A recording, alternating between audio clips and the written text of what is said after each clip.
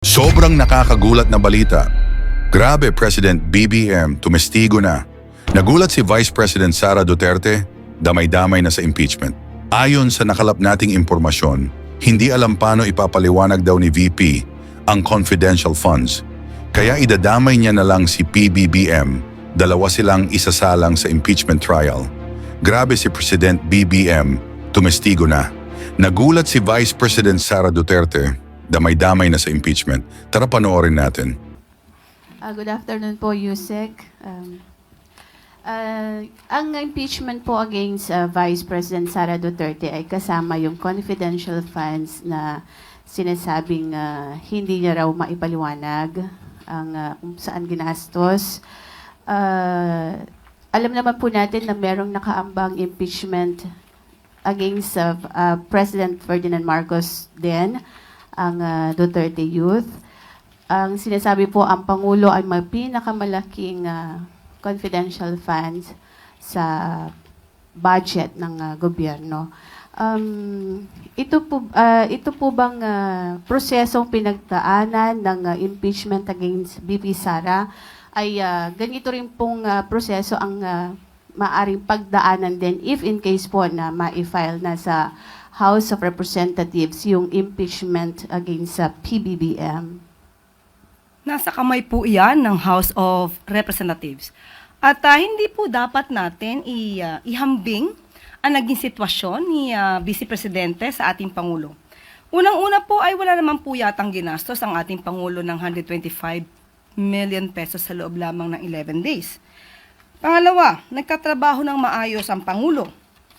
Nag-a-account Pangulo na naaayon sa batas. Ang tanong natin, nagkaroon ba ng notice of disallowance ang Office of the President patungkol sa confidential funds? Meron na ba tayong balita na gumagawa ng mga questionable receipts ang Office of the President patungkol sa confidential funds? Humingi rin ba ang Pangulo ng mga certificate mula sa AFP para pagtakpan ang nagastos na 15 million di umano patungkol sa Youth Summit na inamin naman ni Attorney Michael Powa na siyang ginawa nila para sa DepEd. 15 million pesos, di umanong ginastos sa Youth Summit, pero pinabulaanan ito ng AFP. At sinabing ang certificate ay hiningi lamang sa kanila ng isang tauhan ni VP Sara. At ito'y inamin nga po ni Attorney Michael Powa sa isang pag-iimbestiga sa House of Committee on Good Governance.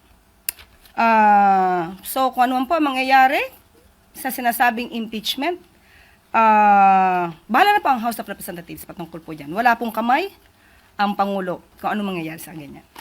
But do you agree po, Yusek, na yung paggamit po ng mga aliases ay talagang normal po sa paggamit ng Confi and Intel funds? Meron po kasi tayong tinatawag na proper accounting. Maliwanag po yan sa Joint Memorandum 2015.01. Kahit sabihin po nila na ito'y aliases, dapat po ang mga tunay na mga dokumento ay alam po ng SDO, alam po ng gumamit, hindi po basta-basta pwedeng gumamit lang ng aliases. So dapat po ito ay naka-account properly at yung mga original na mga dokumento ay dapat po nasa vault ng nasabing ahensya. At kapag ka po natap lang ng COA at nagkaroon ng pagtatanong, pwede po nilang ilabas ang lahat ng mga dokumentong ito. Hindi pwedeng magmaang-maangan ng SDO na wala siyang alam. At sa katunayan po ay yung buong halos tao sa DepEd ay walang alam sa paggastos ng confidential funds ng DepEd. Maliban lamang po siguro kay sa Vice Presidente at kay Colonel Lachica. Speaking of impeachment, last question ko na lang, Apo. Sabi po ni BP Sara ay kahit nandyan ang impeachment o wala, ang investors' confidence daw po sa ating bayan ay bagsak at yung foreign direct investment sa ating bansa. Kaya wag daw siyang gawing rason kung bakit pangit po yung takbo ng ating ekonomiya. Yan po ang kanyang paniniwala. Kung yan po ang gusto niyang gawing naratibo, wala tayong magagawa. Pero magbase lamang po tayo sa mga dokumento at yung mga natatamasa po natin. Puro naman po siguro negatibo ang sasabihin ng Pangulo, ng Vice Presidente sa pamahalang ito. At nakita naman at pinatunayan niya na wala siyang balak tumulong sa Pangulo sa anumang issue patungkol sa bansa. Nakakalungkot po yun.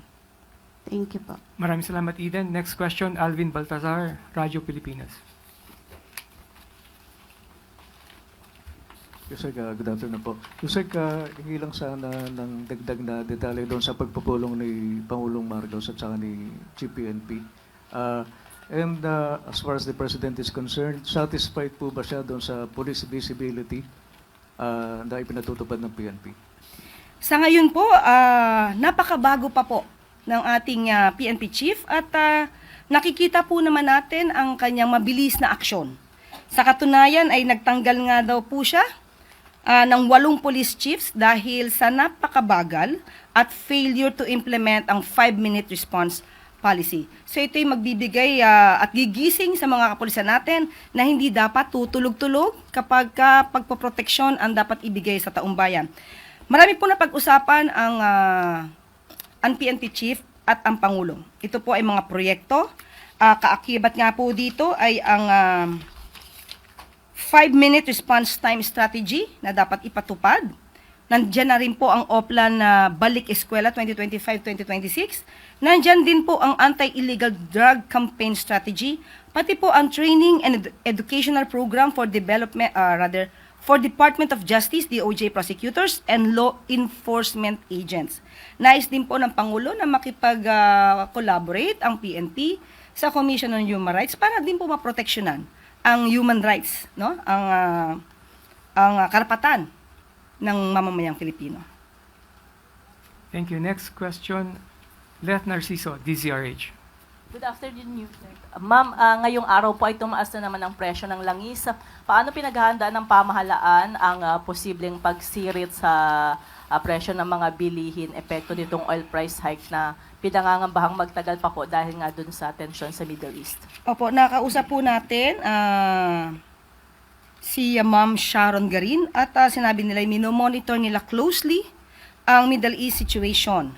At maaari pong magdulot ng issue kapag ka po talaga na isa itong Straits of Hormuz. Pero sa kasalukuyan po, ang kumpanya po, ang oil companies po ay required na magkaroon ng 30-day inventory of fuel. At kapag ka po tumaas ang presyo ng crude oil ng mahigit sa $80 per barrel, ang ayuda for fuel for public transport and fisher folk ay matitrigger po at kakailanganin na rin po na maabisuhan ang DA and DOTR patungkol po sa ayudang ito. May direktiba na po ba si Presidente tungkol dito? I-monitor pong mabuti kung anong sitwasyon para po makapagbigay ng agaran ding solusyon at kahit papaano po ay ayuda kung talaga pong sobrang tataas ang presyo ng krudo. Binanggit niyo po yung ayuda, bukod po dun sa fuel subsidy na binanggit niyo, may iba pa bang asang ayuda kung sakali? Kung sobra daw po talaga ang pagtaas at hindi maiwasan, makikipag-usap po ang DOE sa mga oil companies para po ma-maintain yung inventory levels po. At hanggat maaari ay ma-spread out ang oil price adjustments. Yan po ay siyempre voluntary po at nasa magandang pakikipag-usap po yan. Maraming salamat, Leth. Next question, Ann Soberano, Bombo Radio. Yusek, good afternoon.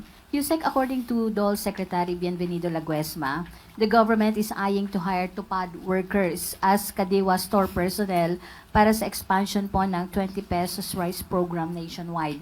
Doon sinabi ni Laguesma na kailangan pa itong pag-usapan ng DA at ng DOLE. So ano po ang thoughts ng palasyo dito? Maganda po ang hikain ng Memorandum of Agreement na ito. Kanina lamang po ay nakausap natin si Labor Secretary Laguesma at handa na po silang ipa-implement ito para po makapag-generate naman po ng employment sa mga tupad workers. At mangyayari lamang po nito ay ang mga detalye patungkol dito ay ayusin lamang dahil ang una po, ang minimum na araw po ay 30 days. at ang maximum na araw po ay 90 days. Kaya po, maganda po ito dahil makakapagbigay ng employment sa mga tupad members and at the same time, minimum wage po ang ibibigay sa kanila. Sa other issue naman, Yusek, kung magpapatuloy po itong kaguluhan sa Gulf region, particular ang tensyon sa Iran and Israel, nagbabadya po na maapektuhan din ang supply ng abono sa bansa. Lalo at 66% ng fertilizer imports ng bansa ay nitrogen-based at ang pangunahing supplier po dito ay ang Qatar. So ang epekto po nito, tataas ang presyo ng abono sa lokal na merkado. May inalatag na po bang contingency plan ang gobyerno ukol dito dahil maapektuhan din po ang ating mga magsasaka? Thank you. Nakausap po natin kanina lamang po si DA Secretary Laurel at sinabi po niya na ready naman po at kung mangyayari man po ito, maaari po tayong kumuha sa ibang parte ng mundo na malapit sa atin, katulad po ng Brunei. At nakikita rin naman po ng DA na hindi naman ito magdudulot ng pangmatagalan na problema, lalo na po kung di naman daw po isasara ang sea lanes. So, let's just pray for that. Thank you, Yusek. Salamat, Ann. Next question sa Medinilla Business Mirror. Good afternoon, ma'am. I-confirm lang po namin kung meron na po bang report sa Palace kung ilan yung may mga USECs na po bang nag-resign at saka kung meron po bang other changes sa cabinet. Sa USEC, wala pa po kaming, may nag-resign. Si Ma'am Ana Puod. Pero yung iba po na nawala na sa posisyon, 27 po yung expired term at ang iba naman po na-accept naman po yung courtesy resignation. Sa cabinet level po, ma'am. Wala pa po tayong update sa ngayon. Thank you po. Maraming salamat, Sam. Next question, Clay Pardilla, PTP4. Good morning po, Yusek. Yusek, sa vlog po ni PBBM, nabanggit niyo yung false reporting. May we know which agencies or projects were reportedly marked as accomplished but were found to be otherwise? Gaano po ito kaseryosong offense and have the concerned agencies completed po itong mga proyekto na ito ngayon? Tama yung tanong mo dahil nakausap natin ang Pangulo patungkol dyan. Okay, ang sabi ng Pangulo, may mga ahensya na nagbibigay ng report. Pero pag tinignan mo, hindi tama. So kung ito man ay hindi tama at intentionally done, hindi po magiging maganda ang lagay na nasabing opisyal.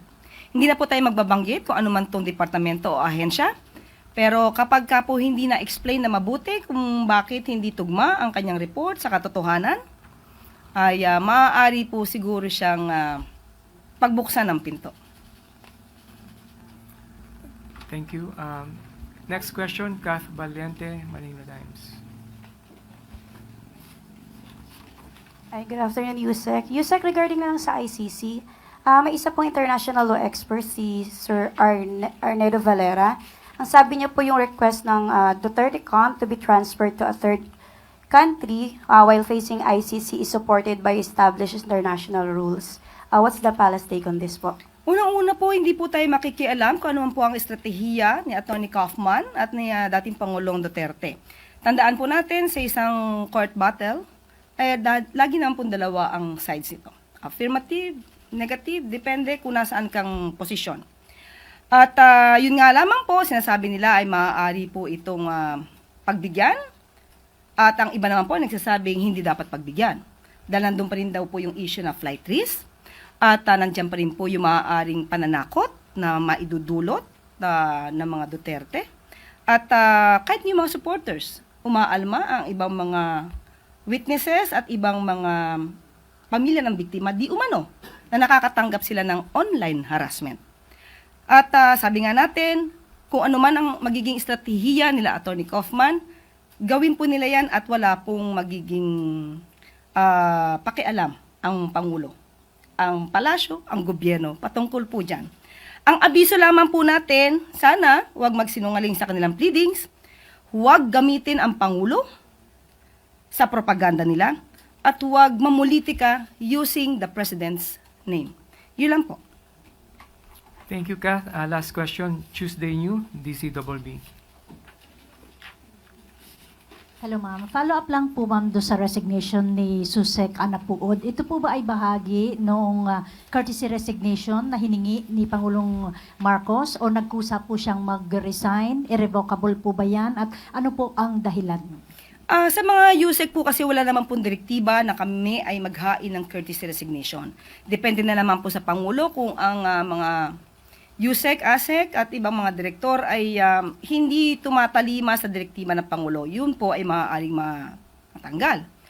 At voluntary po kay Ms. Ana Puod ang kanyang pagre-resign at kung ang kanyang dahilan ay, kung ano man ang kanyang dahilan, personal na po sa kanya yon. Follow up lang po ma'am. So far ma'am sa mga USEC, ASEC and directors ng PCO, ilan na po lahat yung mga nawala sa kanilang posisyon? Either tinanggap yung kanilang courtesy resignation o hindi na renew yung kanilang services? Sa aking pagkakaalam po, sa PCO po ay 17 ang natanggap ang courtesy resignations. Tinanggap ang courtesy resignation? Yes po. So we expect ma'am na may mga bagong maa-appoint na kapalit nila? Most probably. Hindi po natin sigurado yan. Kung sila'y kawalan at kailangan ng isang magaling na tauhan sa kanilang posisyon, definitely dapat to mapunan. Okay. May plano po ba ang PCO or si Secretary Jay na maglabas ng list kung sino po yung mga, kung ano mga posisyon, at least, yung mga nabakante? Isasangguni ko po sa kanya yan mamaya. Salamat po. Okay. Okay na po. Meron lang ako, meron pa? Okay. Karagdagan lamang po. Kahapon po yung nagtanong patungkol po dun sa eskwelahan na nasunog, kung ano po ang naging aksyon ng DepEd sa direktiba po ng Pangulong Marcos. Ayon po kay Secretary Sani Angara, kahapon po ay nagpadala na po sila ng mga silya at mga ventilador para po mapunan yung mga nawala at nasunog. At hindi po dyan nagtatapos, initial pa lamang po yun at mayroon pa pong parating na aksyon at ayuda para po sa eskwelahan at sa mga estudyante na nasabing eskwelahan. At isa pa pong anunsyo o pagbabatid. Sana makarating po ito kay Senate President Chis Escudero. Okay? Dahil natanong siya, muli, nung sinabi ko sa inyong kahapon na issue, na wala po akong binanggit na makikialam or open for a dialogue ang presidente when it comes to impeachment issues. Maliwanag ko pong sinabi na maaari lang po siyang makipagdialogo kung hindi na maganda ang sitwasyon patungkol sa mga issue sa bills, sa batas. But not with regard to the impeachment issues. Pero meron po kasi nagtanong sa kanya, at yun din po yung tinanong, kung ano ang kanyang opinion, dahil sinabi ng press officer na handa ang Pangulo makipagdialogo patungkol sa impeachment issues. Sana makarating po ito kay Senate President, kay Chis Escudero. Alam ko po na ang kanyang opinion ay tama, pero parang mali po kasi yung pagkakatanong sa kanya. So muli, ulitin ko po hindi po open ang Pangulo sa anumang dialogo patungkol sa impeachment trial or proceedings. Okay? Okay. Balik po tayo sa mga balita. Dahil sa sitwasyon ng Bulkang Kanlaon, ilang paaralan sa Negros Occidental at Negros Oriental ang ginamit bilang evacuation centers para masigurong ligtas ang ating mga kababayan. Sa kabuuan, 11 na paaralan ang naging evacuation centers, 5 sa Canlaon City, 4 sa La Castellana, at 2 sa La Carlota City. Hiniling ng Pangulo na tiyakin na handa at ligtas ang mga paaralan upang makabalik ang mga estudyante sa pagbubukas ng klase. Bilang tugon, nagkaisa ang Office of Civil Defense, Department of Education, DSWD at mga lokal na pamahalaan para mabilis na mailipat ang mga evacuees sa tented shelters at mas angkop na pansamantalang tirahan. Kaagad din nating nilinis at inihanda ang mga paaralan para sa pagbabalik eskwela. Ngayon, unti-unti na nakakabalik ang mga bata sa kanilang mga silid-aralan. Patuloy ang pagtutok ng gobyerno sa kaligtasan ng mga bata at mga guro.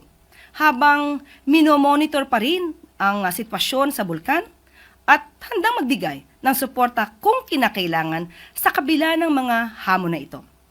Nais natin masiguro na hindi mapuputol ang pag-aaral ng ating mga kabataan. Samantala, makakasama po natin si DSWD Secretary Rex Gatchalian upang bigyan tayo ng detalye tungkol sa supplementary feeding program para sa mga estudyanteng naka-enroll sa Child Development Centers. Pag-uusapan din ang electronic transportation services para sa mga persons with disabilities. Magandang araw, Secretary Rex. Magandang umaga. Maraming salamat, Yusek Claire. Nandito ho ako para magpaliwanag o ipaliwanag ang dalawang programa ng DSWD na ipinag-utos sa atin ng Pangulo. Kung matatandaan nyo, ang main na utos ng Pangulo sa DSWD, protektahan ang mga vulnerable.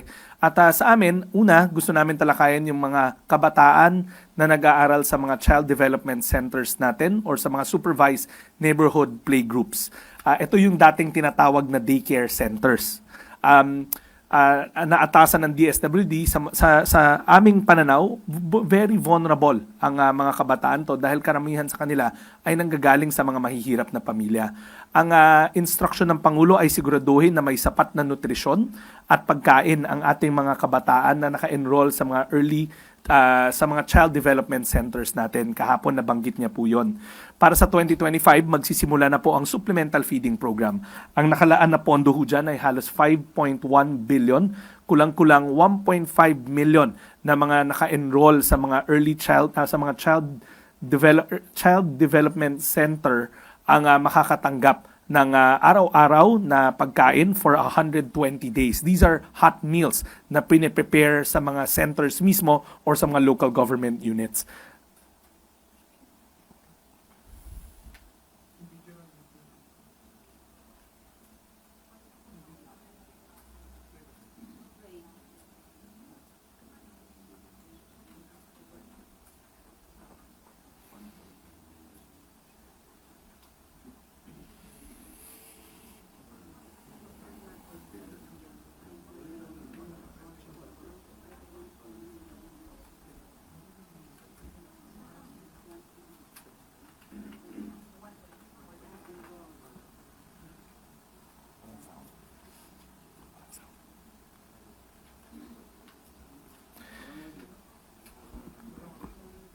Okay, so tulad na nasabi namin, ang total na kabuang budget na nakalaan para sa supplemental feeding program sa 2025 ay 5.182 billion.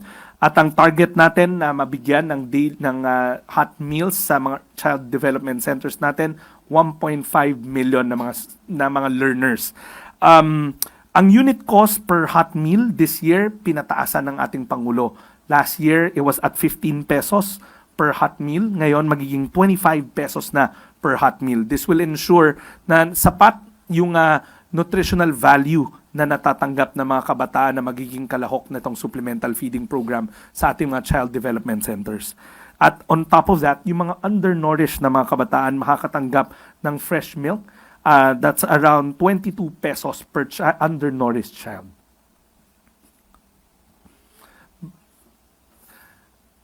Katulad ng sinabi ni Yusek Claire, pangalawa sa aming pakay ngayon umaga ay talakayin yung aming persons with disabilities na programa.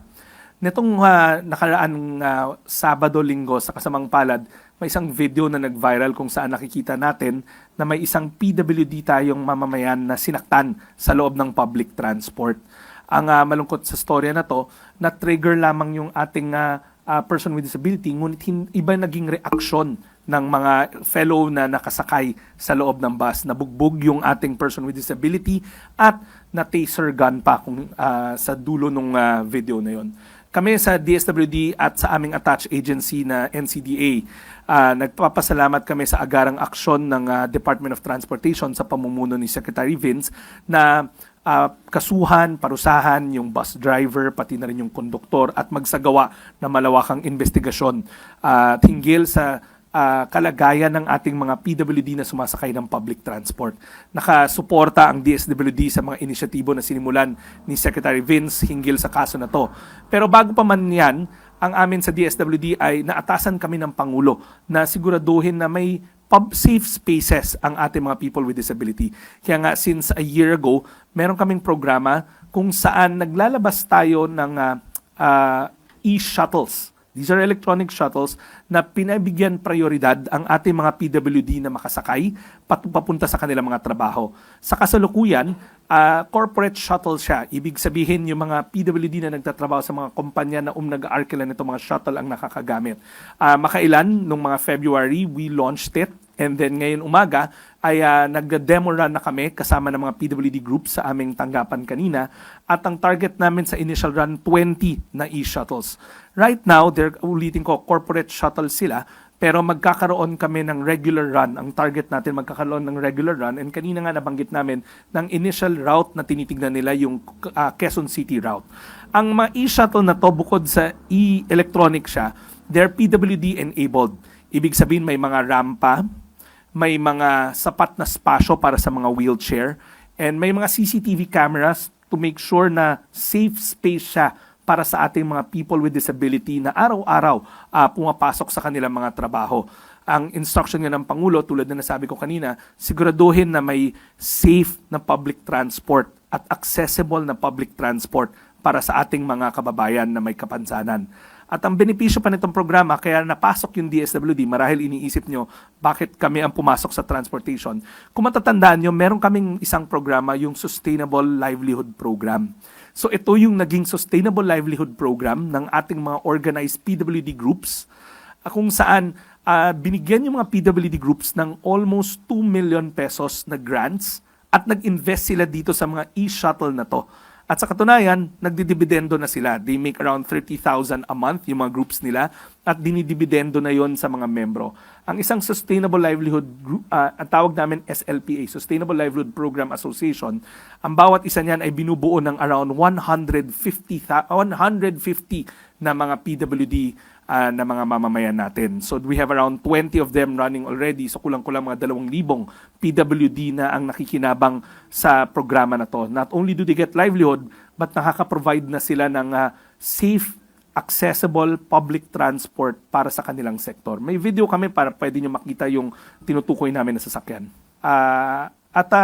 Tulad ng sinabi ng beneficiary natin, public transport na para sa ating mga PWD. Kasi kung makita nyo, it was really designed for people with disability.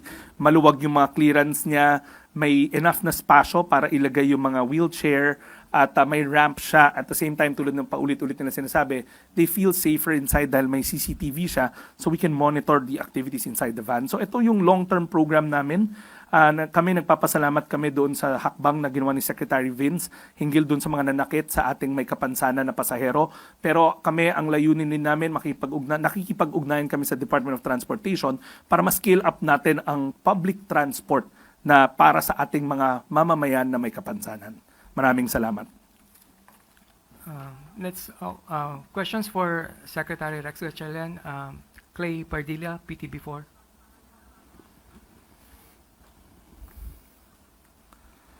Good morning po, Secretary. When will the supplemental feeding program start? And among those 1.5 million children, how many are undernourished? At paano po mamamonitor if their conditions have improved? Okay, June magsisimula and it will run for 120 days, expandable to 180 days. Pangalawa, hindi pa natin alam yung undernourished ngayon kasi at the start of the daycare session, nag-weigh in sila or not weigh in but kinukuha yung baseline na mga timbang nila. On top of paano sila minomonitor, continuously sa mga local government units, may operation timbang sila kung saan sa midline ng programa, tinitimbang sila ulit and sa dulo ng programa. Regular monitoring and the data that they gather is submitted to DSWD. So hindi pa kita kaya sagutin kung ilan yung undernourished kasi magtitimbang pa lang sila come June. Sir, last na lang from me. Sa halagang 25 pesos po, can you detail on what food is provided po sa mga tao? Meron yang fixed na menu that works doon sa Pinggang Pinoy na prescribed ng National Nutrition Council. We do not deviate from that. And also, hindi kami ang nagpo-procure na nito. It's community procurement done by local government units. Meron nga, babalikan ko yung instruction ng ating Pangulo na dapat sa ganitong programa ang nakikinabang yung mga magsasaka rin or yung mga small co-op, agri-co-ops sa lugar na yon. Kaya nga, we always encourage them to do community procurement or use the Sagip-Saka law wherein napaprioritize sa procurement process yung mga magsasaka natin at yung mga agriculture co-ops natin. Ang assurance namin sa inyo, sumusunod kami doon sa alituntunin ng National Nutrition Council hinggil sa ano dapat yung pinapakain sa mga hot meals natin. Ano yung sinuserve na hot meals. Next question, Tuesday New, DCWB. Good morning, Secretary. Sir, every day kanyo yung hot meals na 120 yan? days. 120 days. Sino ang magluluto ng mga yan? Paano yan, o dadalhin ba yan sa eskwelahan? Doon na lulutuin o luto na dadalhin? Paano ang magiging sistema? Iba-ibang modality bawat local government unit. Dina-download ng DSWD yung pondo sa ating mga local government units and they conduct their own procurement. Some local government units, like the local government unit where I came from, operates a central kitchen na nasa loob ng syudad at dinidistribute. Some local government units do it in the daycare center itself. May community cooking sila where the parents are involved. Ang puno at dulo nito, ini-encourage natin ang community participation. Sinisigurado natin na hindi to centralized. Although in some cases, wherein katulad ng ibang lugar na talagang walang capacity yung local government unit mag-procure for some reason, ang nagpro-procure ang aming mga regional office at dini-deliver na lang sa mga local government units yung raw materials na gagamitin. But as a general rule, ang preferred modality namin is downloaded the funds to the local government units. They themselves conduct the community procurement, and we encourage central kitchens or community kitchens in the daycare centers themselves. Doon sa isang program niyo, sir, sa mga PWD, for now, sabi niyo 20 pa lang yung mga available na transportation for PWDs. Ilan po bang target na mga sasakyang ganyan ang... Well, gusto talaga natin marami para every route, katulad ng sinabi ng ating beneficiaryo na may kabansanan na may priority na nabibigay sa mga sumasakay na mga people with disability. Kasi kanina nga nang nakausap ko sila, by the way, nag-demo kami run kanina, lahat ng news outfits nyo naman merong beat sa DSWD, sumakay sila personally so you can get the riding experience videos. Conveniente talaga, mabababa yung mga clearance, malapad yung mga alleyway niya. So, ang layunin natin dyan, ma-mainstream siya. That's why we're going to work with Department of Transportation kung paano natin ma-scale up to. Yung 20 na binabanggit ko, yun yung operated in partnership with PWD groups. Pero itong Get Philippines, marami sila niyan. Almost 70 na tumatakbo na PWD-friendly, PWD-accessible public transpo. Pero kasi kami, ang gusto nga namin, yung partisipasyon ng ating mga people with disability. Kaya sila yung naging partner para yung kinikita nung sasakyan napupunta dun sa association nila at nadidibidendo nila. The goal talaga is palawigin, paramihin, not just in Metro Manila but also in the other metro areas para mas magkaroon ng accessible at safe na space para sa ating mga people with disability. Kami kasi naniniwala kami na tama na we educate the public, but we also have to make sure na may sapat na mga provision sa public transport para sa ating mga PWDs. Alam nyo, kanina kinikwento sa akin nung isang, yung naka-wheelchair natin na kasama. Sabi niya, hindi na siya nagtatangka mag-jeep kasi for her, hindi naman feasible yon. And then sabi niya, minsan pag bus naman, napakataas nung steps. Wala namang rampa. So, ang layunin namin talaga is to make ang instruction ng ating Pangulo is to make public transport accessible to all, most especially our people with disabilities. Thank you, sir. Thank you, Tuesday. Next question, Maricel Halili, TV5. Magandang umaga, Sec. Sir, just small details lang. Una po, ano yung wisdom dun sa 120 days? Average period ba yan para makarecover yung mga undernourished? No, that's the running time ng daycare. That's the running time ng mga daycare centers. Diba, remember, they have a shorter period. Hindi sabay sila nagsisimula. Speaking from my experience as a mayor, sabay sila minsan nagsisimula, pero mas maaga sila natatapos, tong mga smaller children. We're looking at children from 3 to 5 years old. So the 120 is expandable to 180 kasi it really depends. Some local government units will try to extend the number of play dates or supervised play, neighborhood play meets, or some will just keep it at 120 days. So halos tugma lang siya sa kalendaryo ng daycare centers. Or I can't call them daycare centers anymore, child development centers. Okay. Sir, dun po sa e-shuttles, libre po ba yan? May No, bayad? How no. much Kaya is the kumikita fare? yung, they use the regular rates ng public transport on an average. Right now, they operate as corporate shuttles kasi marami tayong mga multinational companies na may inclusivity initiatives to make sure na yung kanilang workforce ay reflective ng ating populasyon. Very aggressive sila in putting people with disability in their workforce. So, right now, yung mga shuttle na yon, yung 20 na pag-aari or in partnership ng mga PWD groups natin, they operate as corporate shuttles. Kasi marami sa mga kumpanya kanina na binanggit sa amin ng mga SLPA, Sustainable Livelihood Program Associations, sabi nila marami silang mga membro na may kapansanan na doon nagtatrabaho. But we really want to scale this up para maging regular lines na siya. At yung una nilang linya na tinitignan, Quezon City route. And kung may kasama sila, for example, yung PWD, are they also allowed na sumakay Yes, dun sa... of course. They are allowed. But tulad nga na sinabi namin, we're empowering our people with disability na kahit wala silang kasama, yung public transpo angkop para sa kanilang circumstance. Hindi kailangan na laging may kasama kasi we're trying to empower and mainstream our people with disability na kung ano yung nagagawa natin, nagagawa rin nila dapat at kaya nilang gawin yon. Except that sometimes talaga yung sitwasyon na binibigay natin sa kanila ay hindi angkop. Tulad na nabanggit ko, in some cases, public transport is not accessible to our people with disabilities. Salamat, sir. Thank you, Maricel Halili. Next question, Eden Santos, Net 25. Sec, clarification lang po, yung itong June magsisimula na feeding program para sa mga daycare centers po yan, ano? Iba pa po ba yung sinasabi ni Pangulo yesterday na maglo-launch next month na feeding program? It's the same. Kasi sa amin, bago kami nagsa-start, may pre-work yun, may social preparation, tulad na nabanggit ko. Una, meron tayong logging in ng mga timbang ng mga kabataan, pati yung kanilang, I'm talking about yun na sa childhood, CDCI, Child Development Centers, sinisigurado natin na may record tayo nila lahat.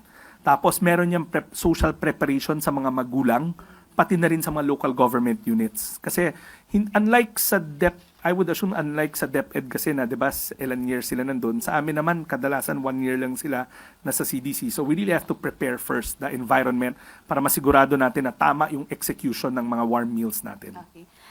Sa iba pong issue, yung sa bullying, sabi po ng Pangulo, parang ang DSWD po ang makakatuwang na ahensya para dun sa tugon sa mental health problem ng mga bata na nagiging biktima po ng bullying. Paano po natin gagawin ito? Both ways. Sa mata namin, ang kabataan ay isang vulnerableng sektor. Yun ang bully, bagamat siya yung aggressor, meron rin tayo dapat na intervention sa kanya. Meron tayo dapat psychosocial intervention. Kung matatandaan nyo, kami ang lead agency na naatasan na humubog ng parent effectiveness sessions kasi it all starts at home, Eden, di ba? Alam natin na yung pagpapalaki ng mga bata, dapat aktibo ang ating mga magulang. The parenting sessions na modules ay patapos na kasi na-procure na namin yan. Meron tayong mga child and family psychologists na mga experts na tumulong sa amin na gawin yung mga modules to make sure na angkop siya sa panahon. Maraming topics yon. Nandun yung teenage pregnancy, nandun yung nutrition, nandun yung mga good morals and right conduct, pero kasama rin yung module on anti-bullying kasi we have to make sure na naiintindihan ng lahat ng kabataan na mali yung bully and kung ikaw na bully, ano naman yung, as magulang, ano yung pwede mong intervention sa loob ng tahanan. So wala pong ilalagay ng mga psychologist sa mga eskwelahan po?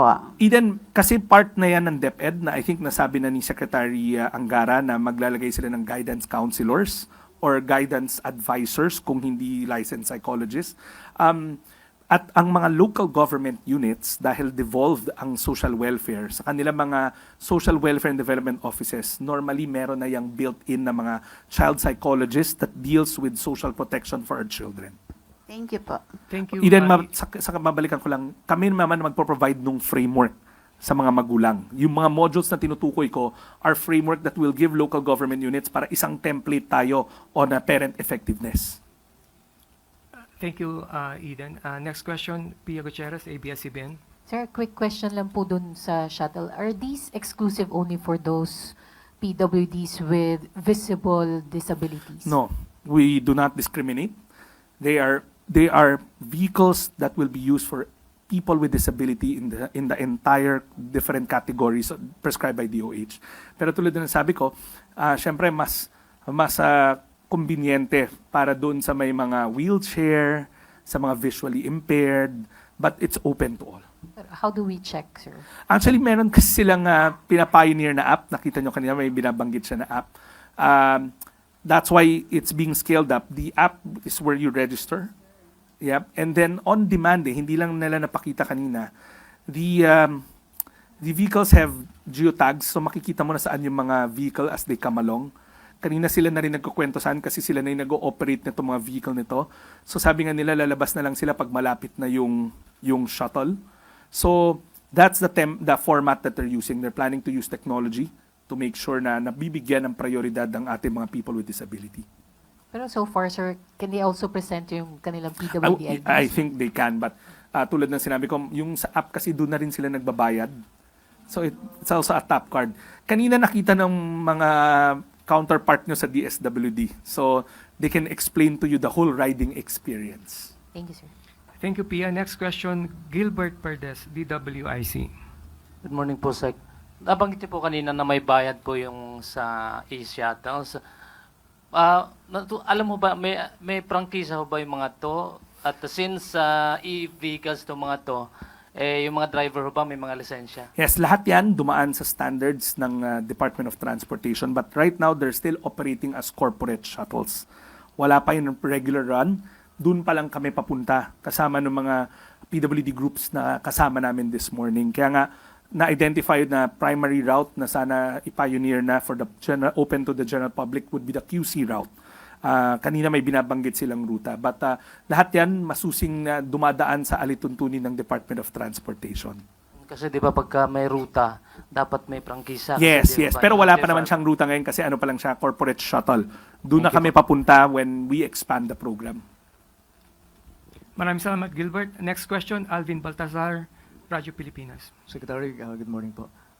Sir, just going back doon sa feeding program, meron ba tayong study na ginawa para yung menu na ibibigay natin sa mga bata, pasok doon sa panlasa nila? Since ang preference sila, fried chicken, mga fast food. If I can draw from my experience as mayor, hindi lahat na masarap ay masustansya at hindi lahat na masustansya ay masarap. I always say that. Yung behavioral change has to happen at an early age. Ito yung prime age na turuan natin sila na hindi kailangan maalat, matamis, prito. The behavioral change o yung consuming change kung paano kumain, dapat sinisimulan natin sa murang edad. At ito yung edad na napaka-prime, 3 to 5 years old. So, paninindigan namin na yung mga menus na na-develop at chinek ng National Nutrition Council at ng DOST, FNRI, yun pa rin ang gagamitin namin. Alam niyo, may anecdote ako nung mayor ako, nag-start kami niyan, puro may malunggay, talagang hindi kinakain ng mga bata. Pero pag inulit-ulit mo at pinaliwanag mo sa kanila, at this age, let's not underestimate them. They will understand, and by the end of the program, they were eating that already, at least sa Valenzuela. So at the same time, Secretary, parang educational na rin yung gagawin natin feeding Lagi program. naman, ang feeding program is coupled with behavioral change. Sabi nga ng Pangulo natin, dapat sa murang edad, tinuturuan na natin sila na kumain ng tama. Even our pregnant and lactating women, dapat natututunan natin kung ano talaga, natututunan nila, ano ba yung mainam para sa kanilang pagbubuntis or during their lactating months. Secretary, medyo lilis lang ako ng issue. May update ba tayo doon sa kampanya natin against fake PWIDs? Yes, meron. Ilan na po yung nakasuhan natin? Tulad ng, ang hakbang namin is more on the preventive side. Kung matatandaan nyo na nag-announce kami na magpa-pilot na kami ng Unified ID issued out of our NCDA. NCDA is yung commission na attached sa amin, National Commission on Disability Affairs. Na-procure na yung system wherein nationwide we have planned to roll this out na ma-verify mo instantaneously through a live database or a cloud database kung tama yung ID or hindi, kung validated yung ID or hindi. Kasi kung nandandaan nyo, there are 3 points, nung minsan nag-brief kami sa department namin, there are 3 points of potential fraud in the system. The first one, yun yung sinasabi ni Secretary Herbosa na naglabas na siya ng mga memo circular, yung gumagawa ng medical certificates. So meron kasi na noon, it was pagkakaintindi ko na nag-meet kami, ang complaint is hindi regulated. Any doctor can just issue. So the memo circular of DOH came out early part of this year, if I'm not mistaken, January or Feb, kung saan nakasaad, ang bawat kategorya may katapat na doktor na dapat, specialista, na nag-i-issue ng medical certificate. Pangalawang source of fraud will be in the local government unit, yung may kakilala ka, in-encode yung pangalan mo. Pangatlong source of fraud, yung talagang salbahe na, pumunta na sa recto, bumili na lang ng ID. Diba? So sa amin, DOH has plugged the first area, potential area of fraud, or with their memo circular na tinighten nila kung sino yung pwedeng mag-issue ng which type of medical certificate. Pangalawa naman, DILG has tightened with the ranks of the local government units, diba? To make sure that those that are encoded into the database, kasi ang database galing sa local government unit, are really people with disabilities at may kaakibat na medical certification. So ngayon, nasa amin yung bola, nag-procure na kami ng system, we're going to roll it out shortly, yung pilot, na unified na. That should solve yung pumupunta sa recto at bumibili ng ID. Kasi ito, real-time siya. When you scan the QR code or the security feature, it will come up sa database na active yon at tamang ID yon at lehitimong ID yon. So sa madaling panahon, we'll roll this out and we'll give you the necessary updates. Pero as far as filing of cases is concerned, Secretary, meron na tayong nakasunod. Local government units ang nagtitake ng lead, hindi DSWD. Kasi remember, social welfare is devolved, empowered ang kanilang mga social welfare and development offices. I'll give you an example. Sa Valenzuela, they were the ones who filed the case against those that fake their IDs or binenta yung ID online. Thank you, Alvin. Next question, Christian Rosales, Radyo 630. Hi, Secretary. Ano po yung metrics or magiging batayan natin kung i-extend yung from 120 to 180 days yung supplemental? 120 lang talaga siya. The Okay. only reason ba't may 180 sometimes, pag may savings na nadadraw, Okay. kasi they would do community procurement. So sometimes they'll go lower than the 25 pesos. So we encourage them to reinvest in more food for the children. So yung 5.1 billion po ay good for 120 120 days? days, yeah. And kung kapag may sobra po, tsaka lang siya pwedeng... Yes, kasi nga nagko-community resort to community procurement using the Sagip-Saka law that mas mura yung nabibili nila kadalasan. Thank you po. Thank you, Christian. Next question, Leth Narciso, DZRH. Good afternoon, Sec. Sir, papaano lang po yung magiging monitoring ng implementation ng program? May pinag-uusapan po tayong pondo na ida-download sa LGUs at binabanggit niyo po yung community procurement. Paano may iwasan yung mga issue ng delayed payment halimbawa sa farmers? Okay, lahat sila doon sa MOA, bago naman kami nakakapag-download ng pondo, laging may memorandum of agreement na pinipirmahan between the local government unit and DSWD. At nakasaad doon, everything is subject to existing procurement laws and to Commission on Audit Regulations. Kasi may mga in-house or resident COA naman ang bawat LGU, so nare-red flag yan. And kung na-red flag ka, hindi na kami magda-download ulit sa inyo, regional office na namin yung magpa-procure. Thank you, Leth Narciso. Next question, Ivan Mayrina, GMA7. Sec, related sa question ni Pia kanina, not all disabilities are visible to the eye. Yung case po nung nag-viral, apparently, Autism. he was in the spectrum. And perhaps he should not have been in public transport in the first place. Paano ho natin i-address yung mga ganong cases? Even I beg to disagree that they should not be in public transport because, like I said, our people with disabilities we should not put barriers to what they can do or where they can ride, where they can go. This is a country that embraces disabilities and yung pagkakaiba natin. Sa amin doon, two things. We will reach out to the bus company and transport companies and work with the OTR on how to handle people with disabilities who, in that case, sa pagkakaintindi namin, nag-act up kasi na-trigger siya dong noise. So there are proper handling mechanisms at surely yung bugbugin mo yung isang may kapansanan ay hindi kasama doon sa handling na yun. Kahit hindi ka namin turuan, palagay ko, alam mo na dapat na hindi ka nang bubugbog. More so yung i-taser gun mo. Palagay ko, wala talaga yan sa handling. Kumbaga, lahat tayo, basic yun. Alam natin, hindi dapat sinasaktan ng ating kapwa, lalong-lalo na yung may kapansanan. So, yung they shouldn't be there, palagay ko, that's a wrong premise. But rather, we should educate the operators of these transport companies na in the event that they are dealt with certain circumstances, how to handle. So, that is with us. Pangalawa, again, opening more public transport that is friendly, that is accessible to our people with disabilities. So that's why we brought this template with us na nagkataon lang nung Feb namin sinimulan and i-launch, tapos ngayon dumating na yung mga units. So that's why we're going to reach out sa DOTR on those two fronts. One, making sure na kaya namin mag-launch ng wide-scale handling education information campaign sa ating mga transport companies. But regardless, some transportation are really not meant for people with disability. So that's why we want to expand this and scale this program up with the help of the OTR. Yeah, Sec, klaruhin ko lang, I did not make the assertion. Oh, I know. I know. Yeah. Baka lang kasi ma-misinterpret that I'm making this assertion that people with learning disability should not be in public transport. I am not making I that understand. assertion. Yes. Thank you. Thank you, Ivan. Last question, Maricar Sargan, Brigada. Sec, good morning. Balikan ko lang po yung sa supplementary feeding program, yung 1.5 million na enrolled po na mga magiging beneficiary nitong feeding program. Lahat po ba ito ng LGU? Yeah. Wherever there are enrollments, this money will go to the enrollments kung nasaan sila. Kasi iba-iba yung enrollment rate rin bawat LGU.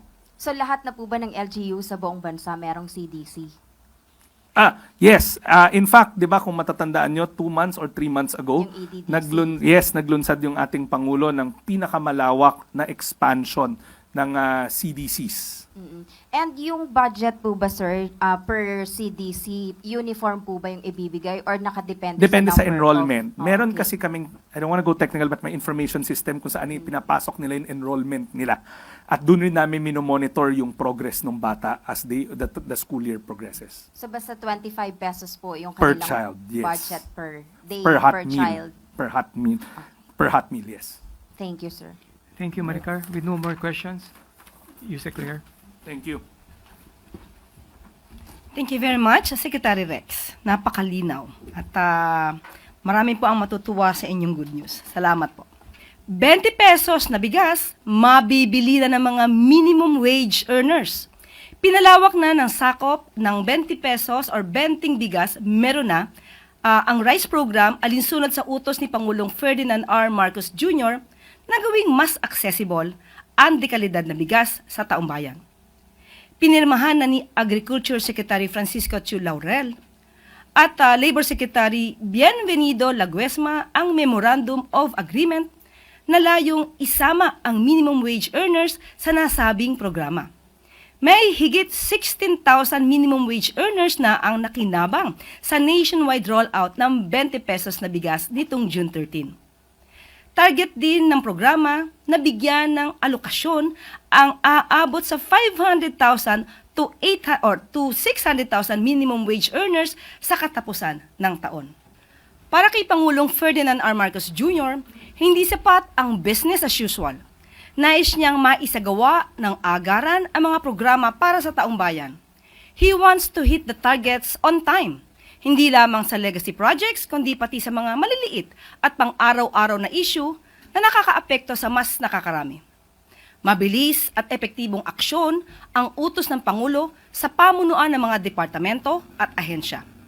At kapag hindi nakadeliver, they will all be out. Kapag hindi gumanap sa tungkulin, tatanggalin. Iyan ang mensahe ni Pangulong Marcos Jr.